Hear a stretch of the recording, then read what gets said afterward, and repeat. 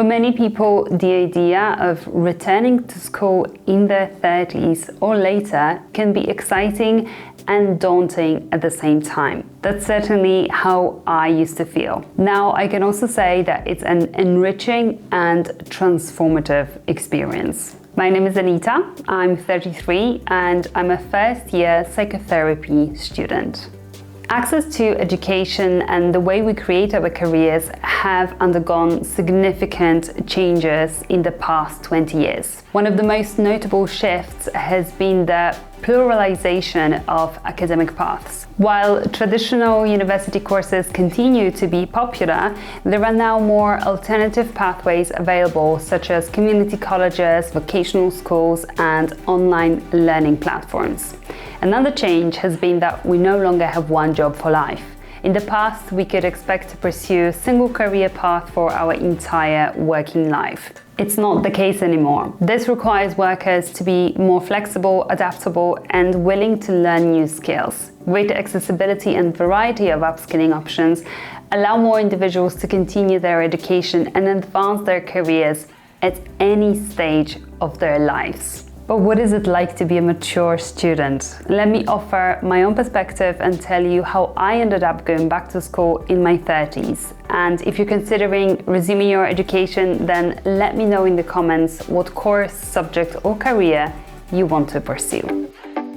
I originally started this YouTube channel to document my career transition journey. In 2019, I quit my corporate job in London to expand my skill set and change my career path. I had no idea what I wanted to commit to, but I had some interests. After months of experimentation with different projects, skills, and jobs, one idea kept on coming back. I wanted to understand human psychology and become a therapist. It took me another 2 years to decide on the course, but I'm glad I took my time. I'm in the second semester of the first year of psychotherapy training in the modality of transactional analysis, and I couldn't have been happier with my choice. Selecting the right course for me allowed me to manage the fears that I had about becoming a student again. And I have a feeling that a lot of people out there considering going back to school as mature students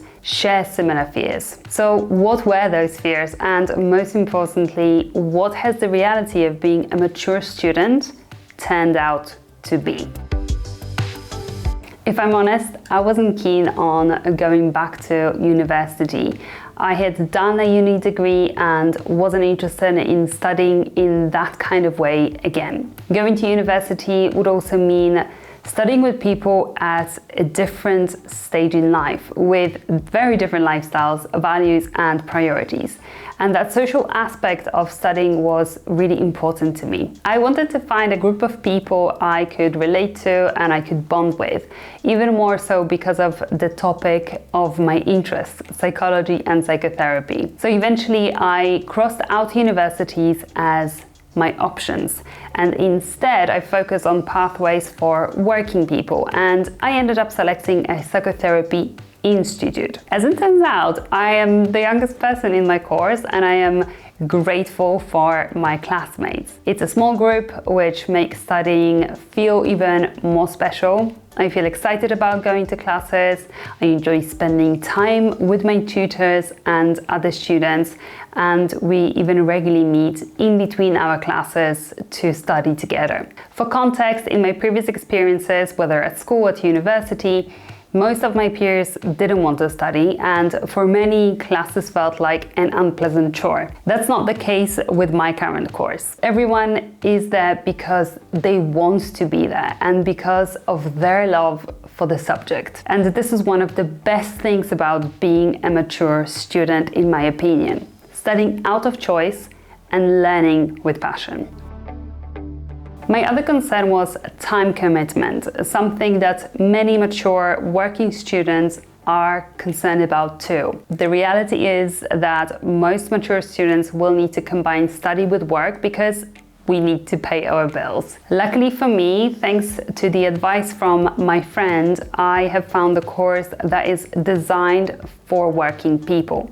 My classes take place 1 weekend a month, and in between I do self-study and my own therapy. I tend to do my reading regularly in small chunks, and once or twice a month I do revisions with my study group. And then from time to time I do some continuous development stuff, like going to a talk about the psychology of psychopaths next week, for example. And I also have a writing assignment every month. Granted, next year the workload is going to be higher, but I still think that this is the best possible arrangement. If working while studying is important to you too, my advice is to look for courses possibly outside of universities, like colleges and institutes, which are designed for working people. One thing to stress here, however, is that if you are planning to study to change career, then make sure that the course you've chosen